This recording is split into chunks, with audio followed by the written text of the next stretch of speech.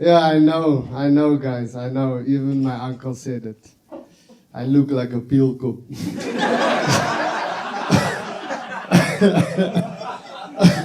Just fucking. My uncle told me I look like a peel cup. He was there for a house today. My uncle had was drugs. I talk about him a lot. He was here at the house today. He said, "You look like a peel cup, Keenan. There's hair at the bottom and a smooth on top." How are you guys? Everybody good, yeah? Yeah, give all the exes out tonight a round of applause, man. Now, yeah. You did that joke, I wear. I fucking love that joke. I don't care what none of you say. White bra, I don't care. I'd like that joke. Are you having a good day, bro? Yeah, man. Yeah? Are you family of one of the comedians? Friends with the class. Oh, you because I knew you didn't come for me exactly. If you had bought a ticket exactly for me, I would have been like, yo, I'm making it. But I know my demographic. Someone here took a quantum to get here. It's funny. The other people might have sat at the back of a bakkie, but it's fine. So nice, man. The Springboks play today. Woo! Go Boca, yeah, no, go Boca. Ooh. I don't care. Like you guys, I saw people there. I was at a restaurant before. There's like people like, yeah, yeah, and I saw white people, like a white bra. There was a white bra specific. This not. I'm not. I can look at. If it makes you feel comfortable, I can look at someone else. But my eye just caught you now, and I said white people, and then. But I saw this white bra, right, that was there. And there's yellow people of color, but just this one white bra with this table of people, right? And as soon as they did the comeback try, right, that bra ran over to all the table of people of color and started hugging them because they were all like, yeah! And then they hugged each other. And I'm like, that's what the Springboks does. They make white people feel like they can hug people of color.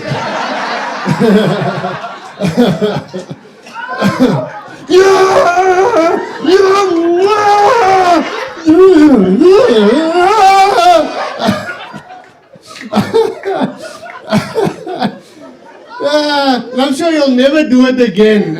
Or like until the Springboks play again, you won't do it again. But that moment, they kissed the bra on the head, bra. I was like, nah, that's nice, the Springboks. Well done. I'm so excited for this. Shooting my comedy special, bro. Oh, yeah. You guys, I don't know. Wait, you guys look confused. You guys, a comedy, in case anybody doesn't, more white people. Oh, my.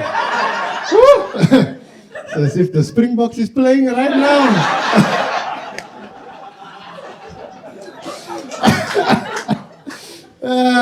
Come kiss me on my head. Come, just come. Come kiss this peelkop. Come here, just. It's nice. So for anybody that doesn't know, in the comedy world, a comedy special is when you record your show, right? You record a show, and hopefully you put it on like a Showmax or a Netflix but it's me, so it's probably gonna be on ETV. But it's besides the point. Starting somewhere. So I'm very excited, but very nervous as well, right? And just going to be very honest with you guys, because you're going to hear honesty tonight. I took a cock before the show, right? It was a very nice cock. But like, I'm feeling like nervous. And then I took a cock, and it made me feel good, right? That's like if you went to a disciplinary inquiry at work, right? You know what's going to happen, but you got a ping on your phone that your pay came in. That's how I feel now. So conflicting emotions, but it's still lekker nonetheless. But thank you guys, you three, for coming. Thank you for coming. I'm just giving special shout outs. It would be funny though, like, it would be funny though if if you guys like as you're laughing now, you turn around to look at the other people of color and then everybody else, even the comedians, even me, has balaclavas on. Then we're all gonna look at you like, what are they gonna do next? How loyal are they to the cause? How much one with the people are they exactly? If you move, we'll know. It'd be funny if we all had balaclavas on now. Anyway, so a lot that's happened in my life recently, man. So a lot that happened. So I'll start with the most recent thing. There was just the other day, there was shooting in my street. Oh, it was nice. So exciting. Hadn't heard shooting in a while. You know, because it was winter and all.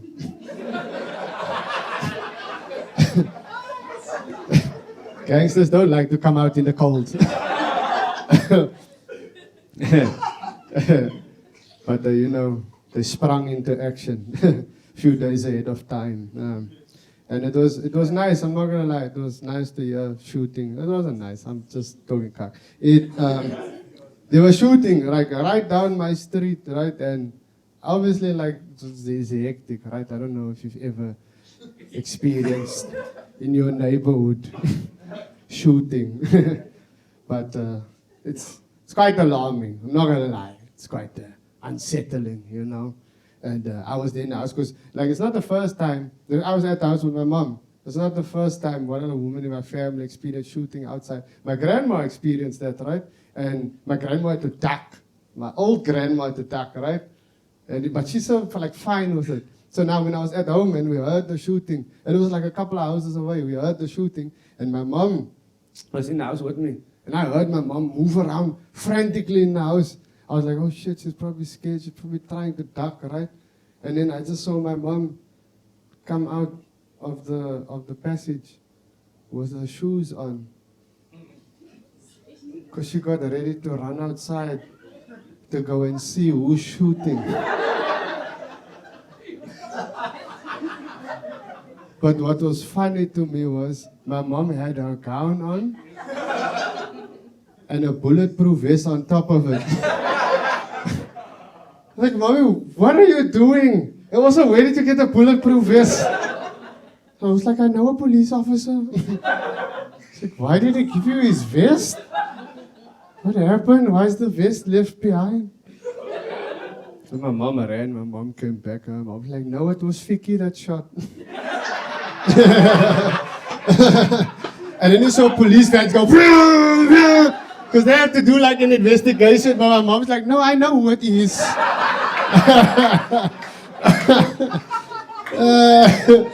Here's a shell, Keenan. Do you want one? Here's a shell.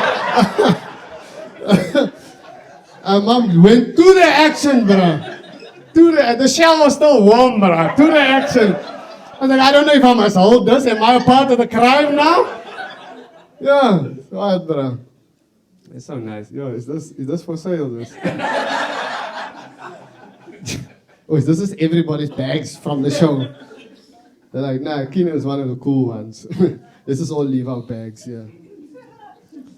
It's a nice room as well. This is a nice room. We're all on top of each other here. It's so lekker. Yo, I could cough in your gefrit. And you'll be sick tomorrow. That's how small this room is. And it's nice. I like this room specifically. I love it. It feels like I'm performing comedy in a quantum. So nice. Just send the face to the front, please. So a quantum is... Have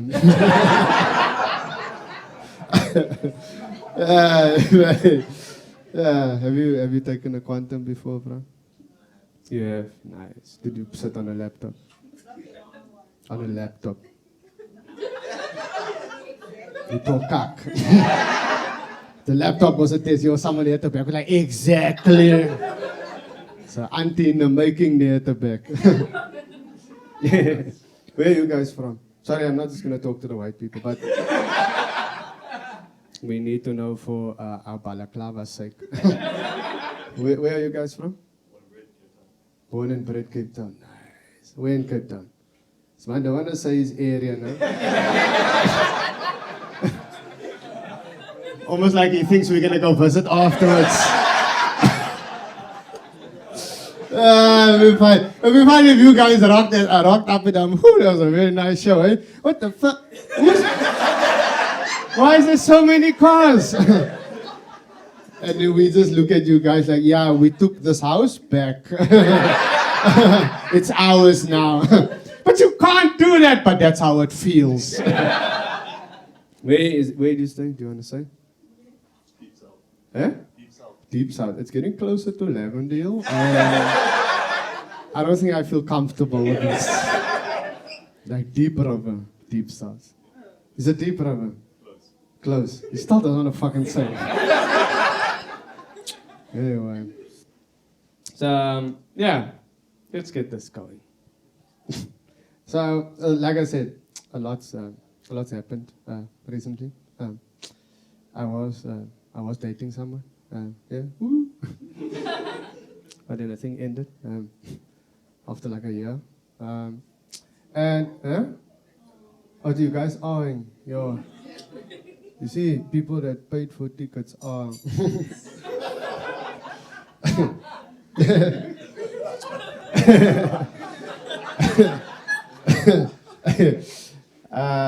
No, yeah, so the thing ended, right? But it was a very different relationship to what I've had in the past because I was dating someone who was a child, right? And everybody's like, oh, Keenan, you're doing such a good thing, Keenan. Such a good job. I was like, you guys make it sound like I volunteered for fucking like an organization or something. I was like, because to me, I didn't think about it. I was just like, aware. My father was never around. So I'm like, yeah, let me just, she's now mine, right? I get to now, everything that I never felt as a child, I can now impart it, like, I can do the Bluetooth connection, right? But now the thing unfortunately ended, right? And now it makes it harder now.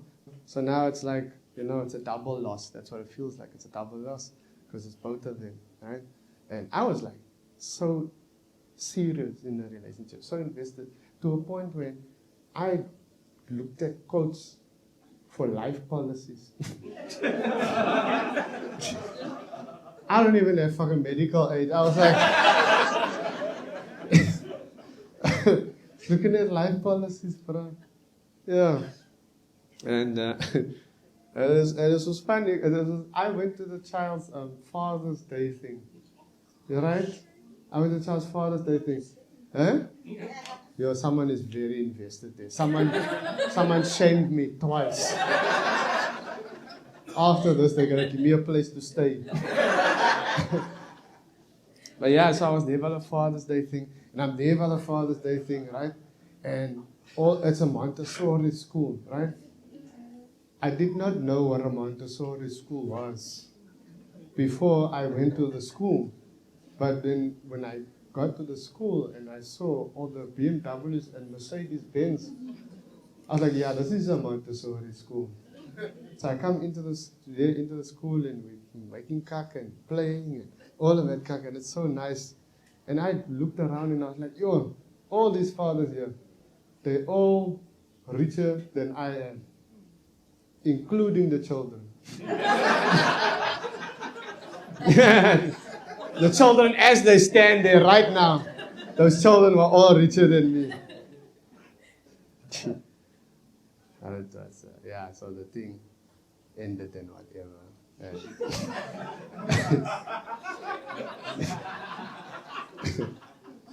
It was nice. I got to experience what it was like, as a father. But then my friends, I'm just now back in Lavendale, and my friends handle everything with toxic masculinity, right? So I try to talk to my brother at home, like about my feelings and such. And I try to explain to them about what happened, right? But they handle everything with toxic masculinity, right? So I was like, guys, I feel hurt, right? I feel like I lost twice. And I'm explaining all of this stuff. And my brother's just like, man, bro, you'll be alright, man.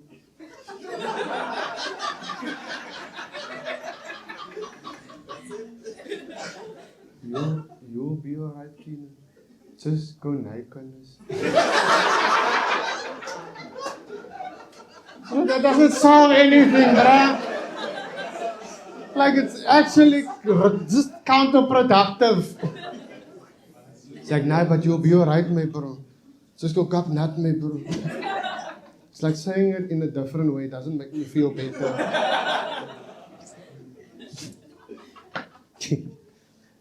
Everything's going alright in stand-up now. I'm having fun.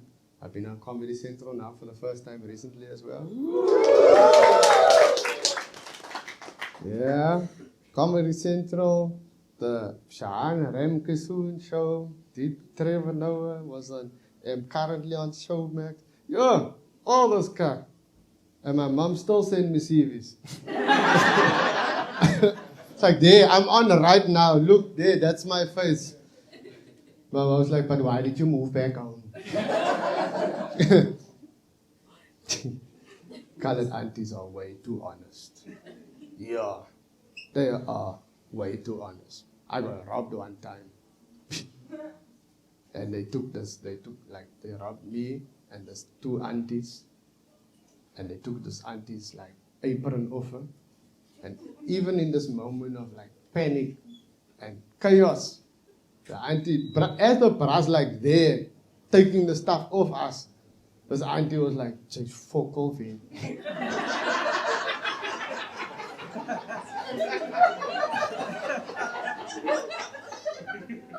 I was like, you could have waited until he left. Nah, that hurts twice. Because he can hear it also. Aunties are way too honest. What job do you do, bro? Video editor. Video editor. Nice. Okay. Lekker. Sounds like a lekker job. Anybody? Call center agents here? No call center agents? No? Just me? Okay.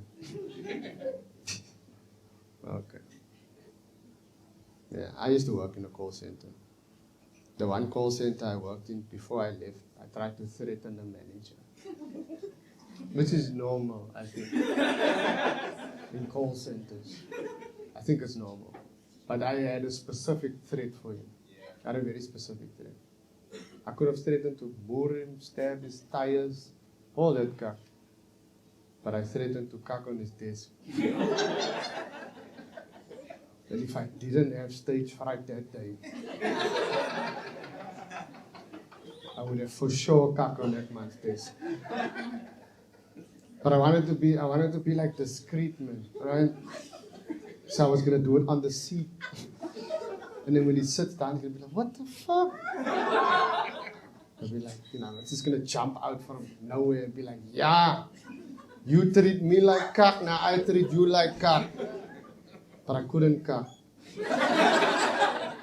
So I just peed on his chair. It's Mosach, I know.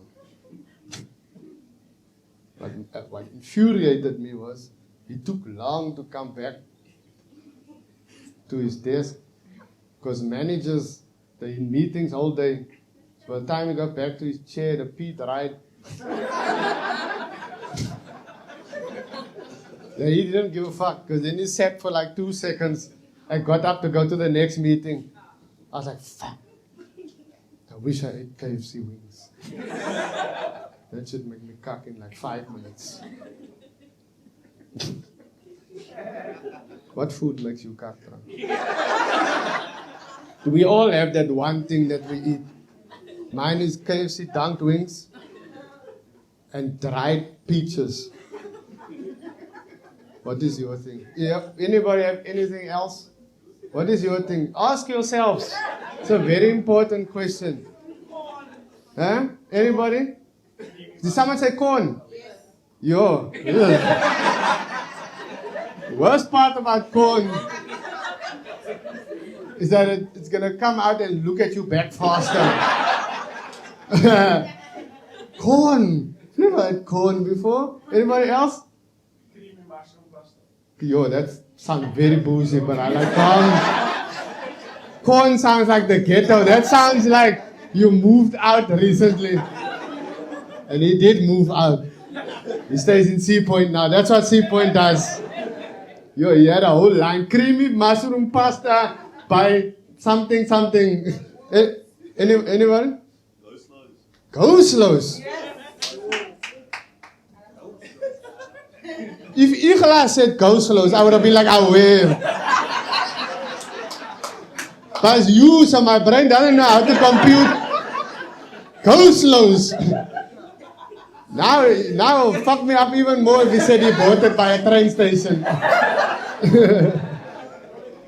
How far would it be like if he, being who he is, like he probably stays like in a nice house. I'm just profiling.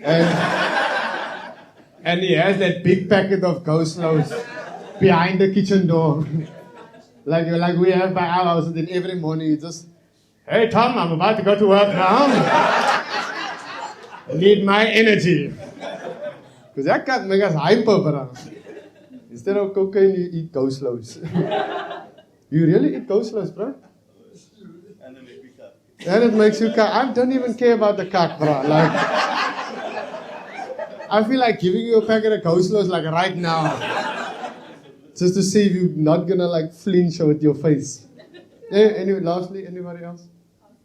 No, but that's, yeah. It's coffee. If coffee doesn't make you cut, then you need Jesus or something. Coffee makes everybody cut. Apple. Bumpies. The way I'm looking at some of the people of color, it was like, what? Apple munch? Even he licked his lips now. I saw him lick his lips. What kind of white person are you, man? Are you from Lavendale? Is that why I said the South? My apple, man, yo. I haven't had a bumpy in years, bro. Yo. Is it? Yeah. Okay. I felt the judgment in her voice. Come on, Keenan, you're supposed to be eating it like right now. Okay, but yeah, no, okay, enough of the cock jokes. Apple munchies is nice. You should go buy apple munchies and go slows. And then you go sit at home and your family will see you eating apple munchies and go slows. And they'll have a whole intervention for you. Anyway. Yeah.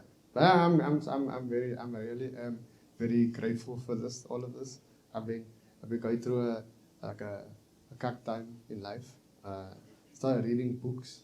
That's how you know it's bad, but started reading books.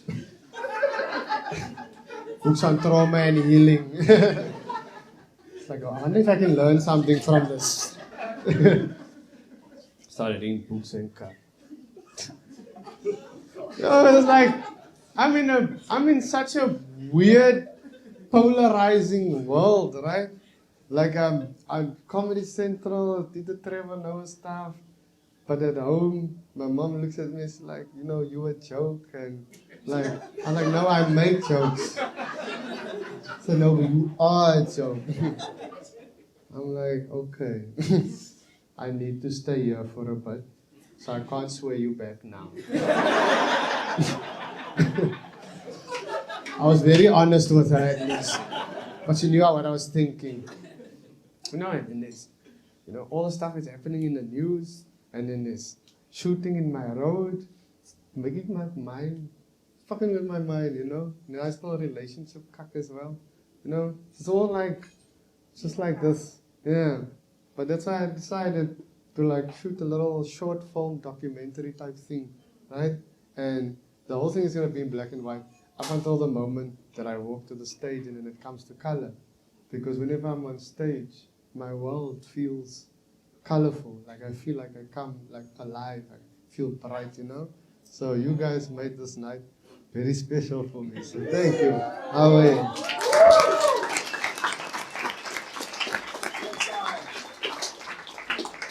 I thought I was going to cry after the show. Yeah, I'm still gangster. I'll still fucking rob you. It's funny. Yeah.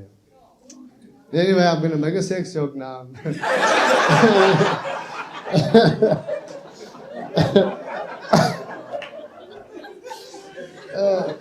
Just to keep the rhythm going like this. Almost as if I'm pumping. That's what I'm doing. Keeping the rhythm going like this. I'm just waiting for my eyes to stop leaking. Anyway, so I was before this relationship. I was in a relationship before that. I'm cuck with the relationships. Is what I realized. And the relationship before that also ended. But I was in a relationship before this one that I was in with an Indian girl, right? I say Indian girl because for context, right? Because I say Indian because like our worlds were so different, and I think that's why we broke up. Because like our fam, she's like Indian and from Pietermaritzburg, and my family's like colored and from Cape Flats, and you know, and they well off, and my family's just off, like.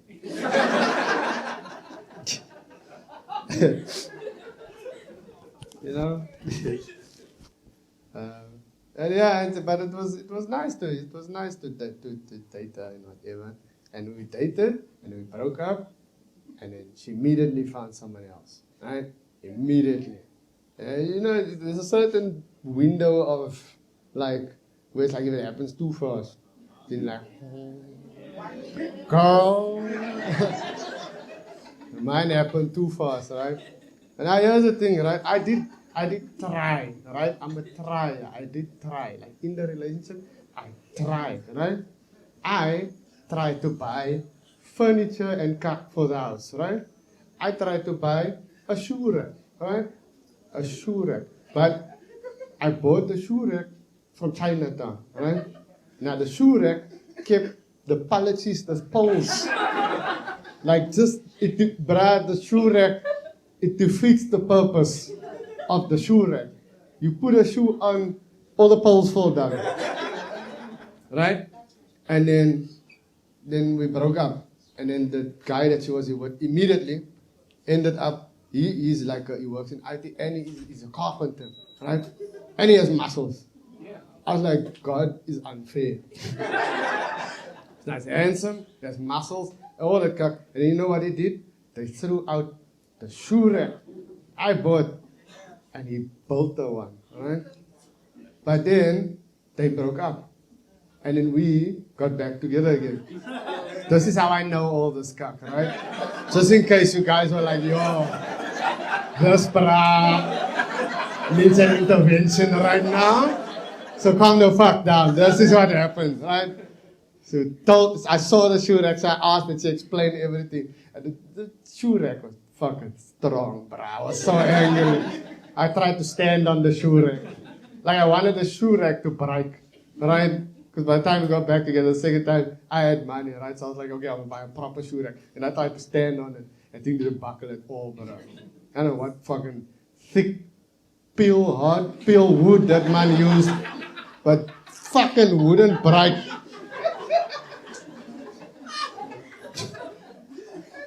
So I sold it. Fuck that shoe rack is what I said. But whenever you're in a relationship, right? What I learned is never talk about your exes, right?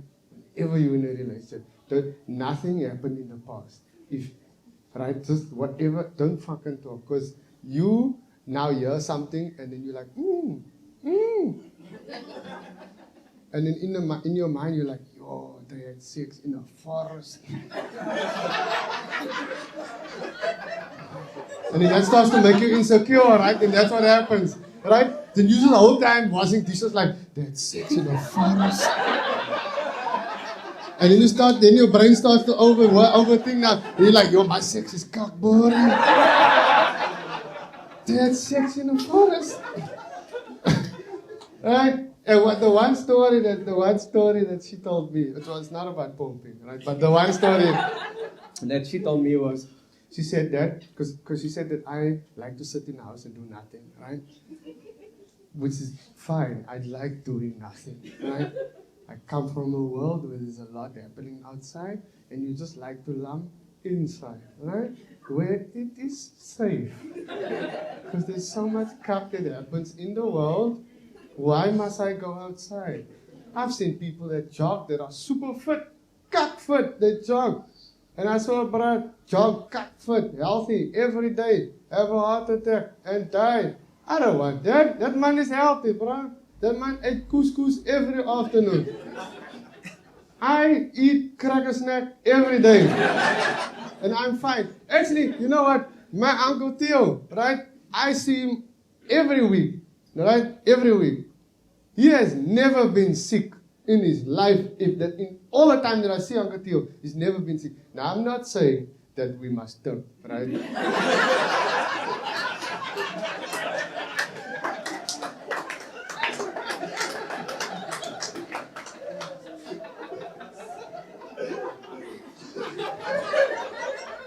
But I think about ducking all the time.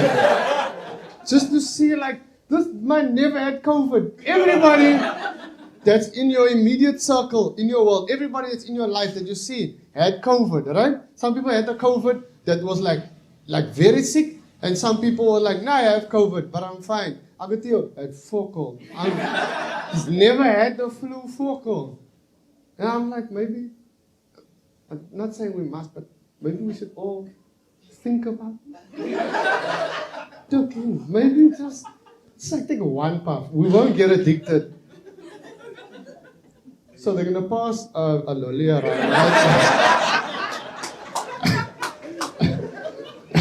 It's gonna start with you. Go slow's probably tried already. What we're gonna try? You're gonna knife, bro?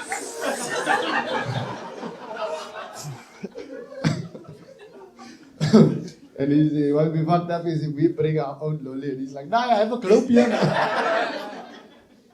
Anyway, so the story, right? So she tells me a story of the ex, anyway. And she's like, we went on a hike together. Keenan, you don't like to hike, right? She said, and now she's telling me the story. The reason I bring the story, she tells me the story of a baboon tried to chase us, Keenan. While we were eating our picnic food, a baboon tried to chase us. Then he dropped the Tupperware bucket, took my hand, and we ran together away from the baboon. Then she told me, Keenan, if that were you, Keenan, you would run away from me, and you would run away by yourself, Keenan. I was like, you are very wrong, and this is very offensive. I would have taken the Tupperware bucket. I know better than to run away without Tupperware bucket. Also, fucker, you know what, fucker? Because the thing is, it's danger, bro. I'm from Lavendale. All we know is we either run towards the danger or away from the danger, right? And you can't stand it. Like, how strong are you in your femininity, right? That danger is coming. But your feminineness still comes up. It's like, no, I'm not gonna run. A man needs to take my hand before I run away. This guy is gonna bite us both.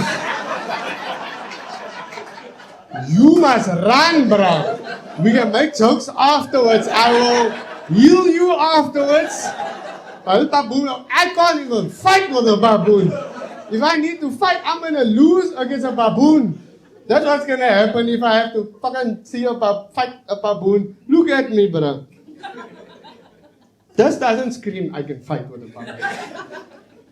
This screams like I can shout at it from far. Like, this is what this screams.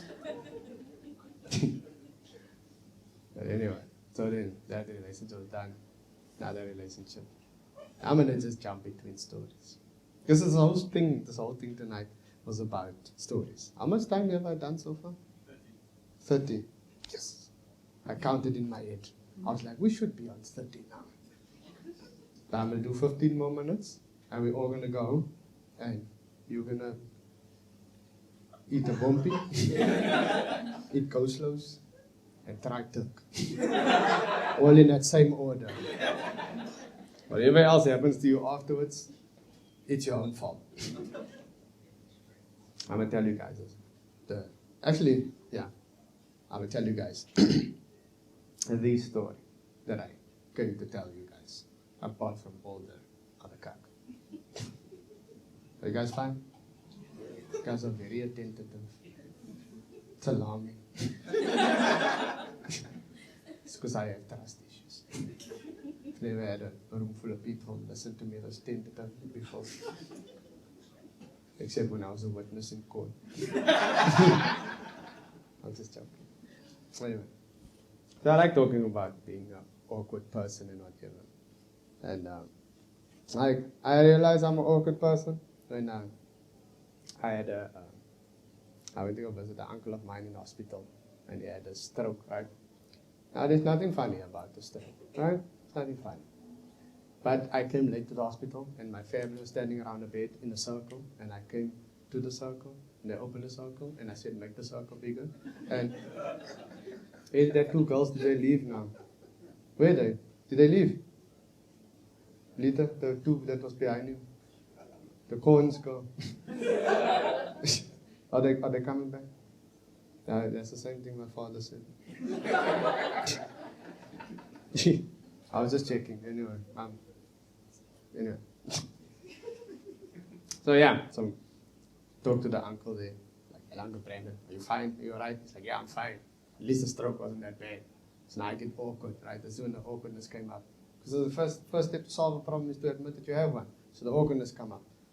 And then my family's staring at me like, all of you guys, oh, you're a Keenan. Say something. Say something nice, Keenan. Say something nice. I didn't know what else to say, so all I could say was, you know what to say, Uncle Brandon. Different strokes for different folks. Like, so I've been trying to figure myself out. I've been trying to figure myself out this just over the last year and a half, right? There's a lot of things happening. Comedy is going well. Personal life is going cut. I'm just getting pulled from pillar to post of enjoying things and feeling cuck and enjoying things and then feeling even worse cuck and then just the whole time like this, right?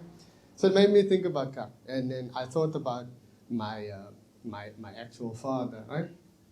My father's name was Wayne, right? I met my father by accident, right? Because I stayed with my uncle who's on drugs, right? And my uncle was high one night, right? And I ran away from home because my stepfather isn't a good person, right? Sorry, Mike, I burped into the mic. I apologize. Sorry. So my uncle's high one night, and my uncle just came to me, and he was like, knocked the door open. He's like, pa! He's like, Keenan, do you know Sean is not your real daddy? He stood there and he fell asleep. He stood and he slept. So I said, yo, what's wrong with you? And his wife walked by. His wife like, no, what's wrong, Keenan?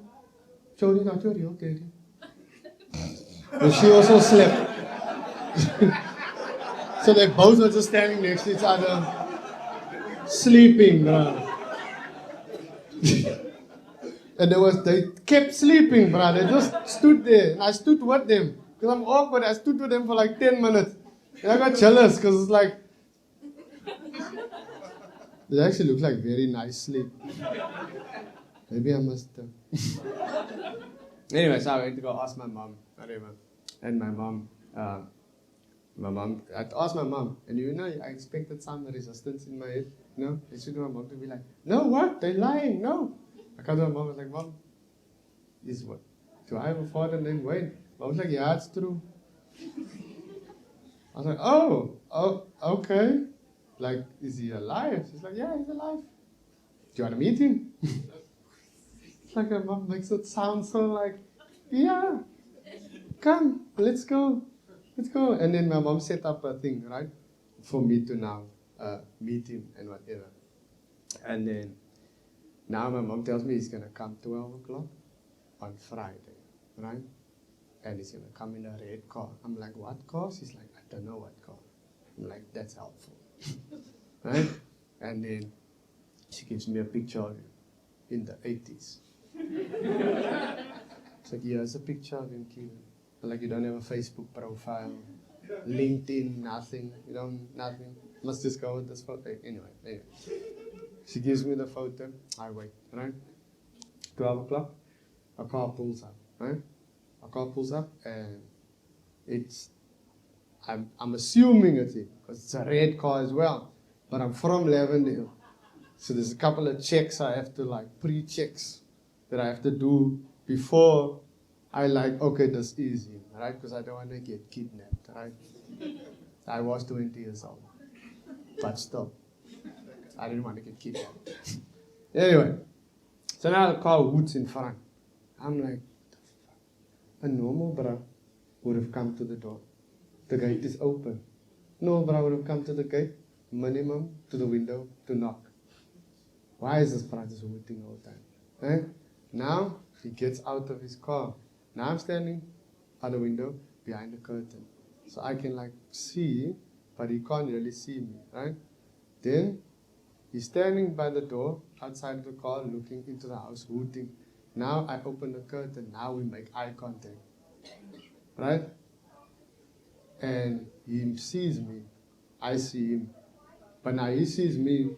He doesn't know what the fuck to do with himself. Because now he's like, puts his arm on the door. He's like,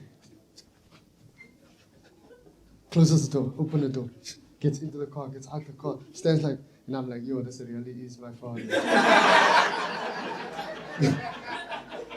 It's so awkward. It's like, I wait there, he come in.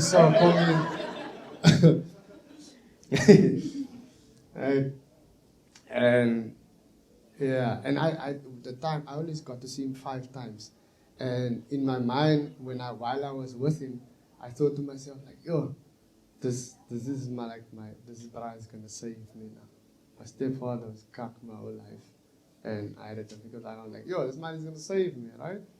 And then after the 5th time of seeing him, he passed away, right? Passed away. And I remember I was crying in the bus on the way to the hospital. I didn't know why I was crying. I didn't know this Brian at all, right? The bus driver was like, Brian, you still need to pay. But I was in the bus and I was crying and stuff. Because on the one hand I was crying, I was like, yo, I thought my mother's gonna, teach me kak, and I was finally gonna be able to have a father. And then on the other hand I was also angry because I was like, yo, bro, you choose now to die. You could have died before I met you. Then it would have been easier. Anyway, so here's the story, right? So I come to the funeral and only my grandpa knows me and my aunt, right? Everybody else does not know he has a son, right? No one knows it. You know, colored people, we keep secrets, bro. Yo, we can hold tightly onto that shit, bro. Yo, right?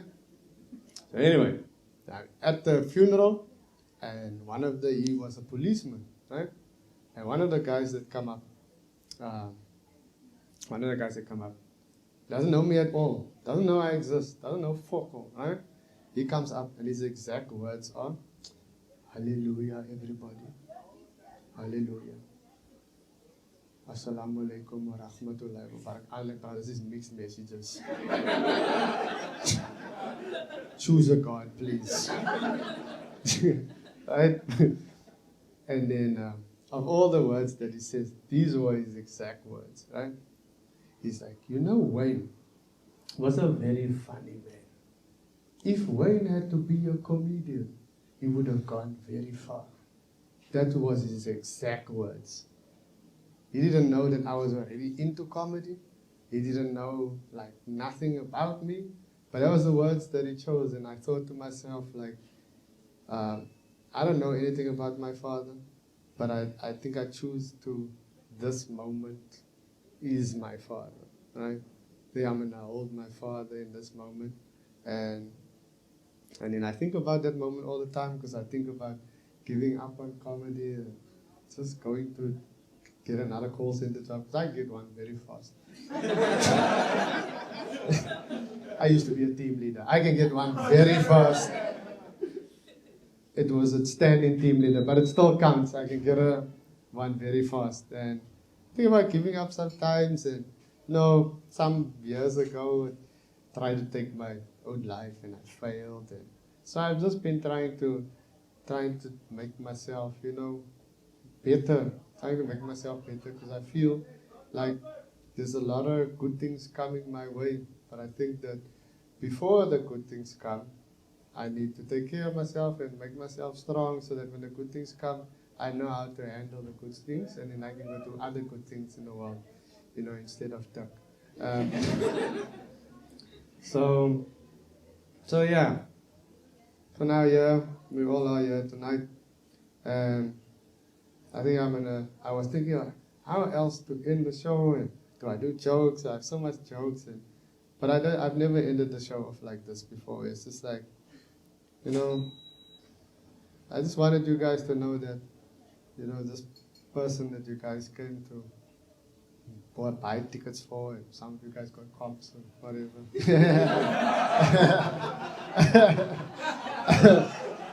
I'm not specifically looking at you, but, so I don't know what people see when they look at me, because I don't understand myself. That was one of the things that made my last relationship crash. She was complaining that you're so quiet and I'm everybody, you make jokes, and when it's just you and I, then you're quiet. And I was like, I don't know, I thought it's normal. Like, aren't people quiet at home? Like, this is your home space. Aren't you supposed to be quiet? Anyway, so yeah, man. So my name is Keenan Cerff, and I sometimes am sad and I sometimes make jokes, but I'm just a normal brat. I'm a showman sometimes, and sometimes I'm cock awkward, and sometimes I make rude jokes, but I'm just a normal brat. I just wanted to say thank you guys, because I've been performing for the last 2 years as if every show could be my last show. Not because of like anything bad, but it's just because I just appreciate everybody that recognizes me, take a photo with me and buys a ticket or gets a comp or whatever. So my name is Keenan Cerff, and I'm a sad human being sometimes, but I'm a just comedian. Thank you so much for your time.